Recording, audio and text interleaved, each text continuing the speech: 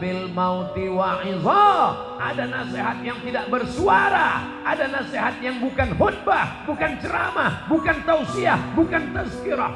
Dia diam 1000 bahasa. Nasihat itu bernama mati. Siapa yang menasihati Ustaz Abdul Somad? Nggak ada. Nggak ada orang menasihati saya sampai sekarang. Saya datang ke Kiai, tolong nasihati saya. Saya kalau tausiah, saya cari para alim ulama yang tua-tua, yang sepuh-sepuh, minta nasihat, minta doa. Mereka nggak kasih nasihat.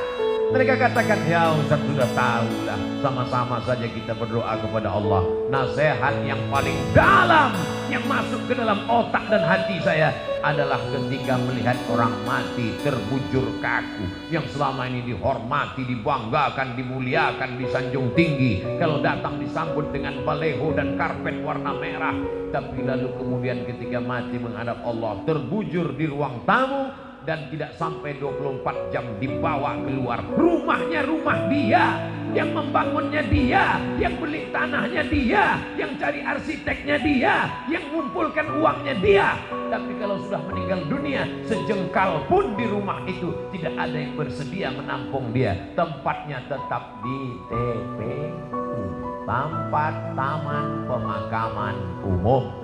Ada rumah yang dibangun, ada rumah yang dikendalikan, ada rumah yang diatur. Sekian tahun nabung untuk buat rumah. Rumahmu berapa harganya? 3M.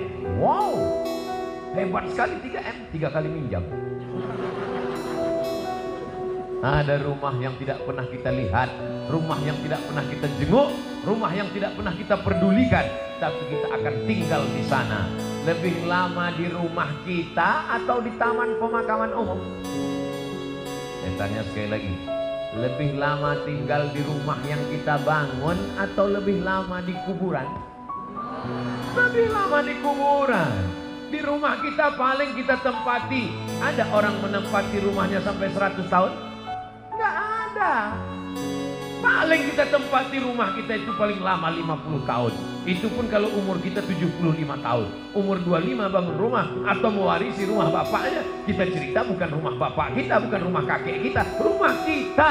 Kita tempati cuma 50 tahun. Setelah itu kita masuk liang lahat. Yang meninggal tahun 1945 saat ditembak oleh Belanda. Sampai sekarang berarti dia sudah dikubur berapa tahun? Maka sampai masanya nanti hari kiamat, ada yang di liang lahat sampai 100 tahun, ada yang sampai 1000 tahun lamanya. Apa yang sudah kau persiapkan amal jariah? Yatsba'ul mayyita salatun, yang mengiringi mayat sampai ke liang lahat ada 3. Ahluhu, istrinya ikut mengiring, anaknya datang, jamaah semua datang. Tapi cuman sampai ke pintu liang lahat. Setelah itu mereka masukkan ke dalam. Setelah itu mereka kemudian naik ke atas. Mereka ambil pacul, cangkol dan skop. Mereka katakan mari kita timbun, kita injak biar padat.